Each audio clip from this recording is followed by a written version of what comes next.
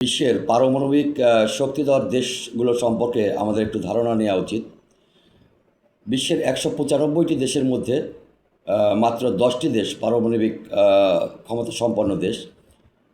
তার মধ্যে জার্মানি ১৯৩৬ সালের দিকে প্রথম পারমাণবিক অস্ত্র তৈরির দিকে যায়, হিটলারের দিকে, কিন্তু তারা সেই সফলতাটা পায়নি।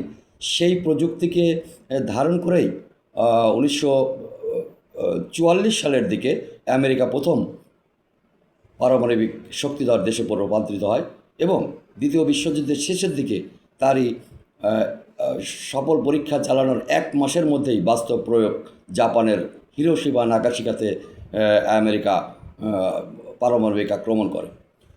তারপর পরবর্তীতে বিভিন্ন সময় বিভিন্ন প্রেক্ষাপটে বিভিন্ন কূটনৈতিক কারণে, রাজনৈতিক কারণে, বিশ্বের পরাশক্তি হওয়ার দৌড়ে বিভিন্ন দেশ এই পারমাণবিক শক্তির দিকে এগিয়েছে। আমেরিকায় প্রথম এই কাজটি সম্পন্ন করে, তার পরবর্তীতে রাশিয়া, ফ্রান্স, চীন, এই দেশগুলো পারমাণবিক শক্তির দিকে এগিয়ে যায়। সর্বমোট 10টি দেশ এ পর্যন্তই এই সক্ষমতা অর্জন করেছে। তার মধ্যে দক্ষিণ আফ্রিকা, উত্তর কোরিয়া, ভারত, পাকিস্তান, ইসরায়েল, এই 10টি দেশ পারমাণবিক শক্তি ইতিমধ্যে অর্জন করেছে এবং যে প্রেক্ষাপটে এই দেশগুলো তাদের পারমাণবিক শক্তিকে সমৃদ্ধ করেছে তার ধারাবাহিকতায় যতটুকু মনে করা হচ্ছে ইরান 11তম পারমাণবিক শক্তিধর দেশের দিকে এগিয়ে যাচ্ছে।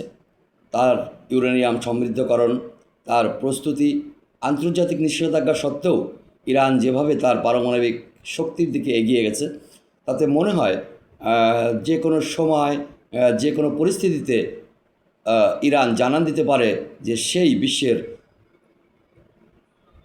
11তম পারমাণবিক শক্তিধর দেশ।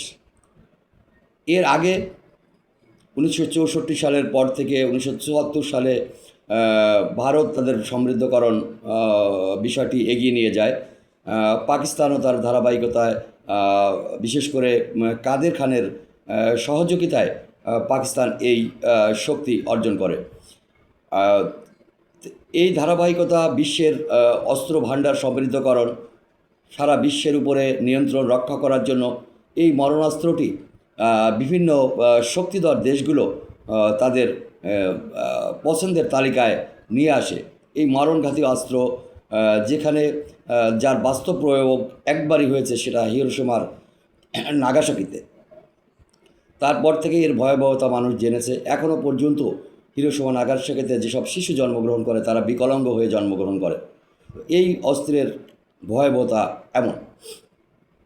বিশ্বের এই 10টি পারমাণবিক শক্তিধর দেশ তারা সবসময় চায় যে এর বিস্তার রোধ করতে, কিন্তু নিজেদের পারমাণবিক অস্ত্রগুলো তারা কখনোই সারেন্ডার করতে চায় না। তারা চায় যে আমাদের কাছে থাকুক, বিশ্বের আর কারো কাছে না থাকুক। এটা আন্তর্জাতিক রাজনীতিতে একটা বৈষম্যের কারণ হিসেবে আন্তর্জাতিক সমরবিদরা মনে করেন। ধন্যবাদ সবাইকে।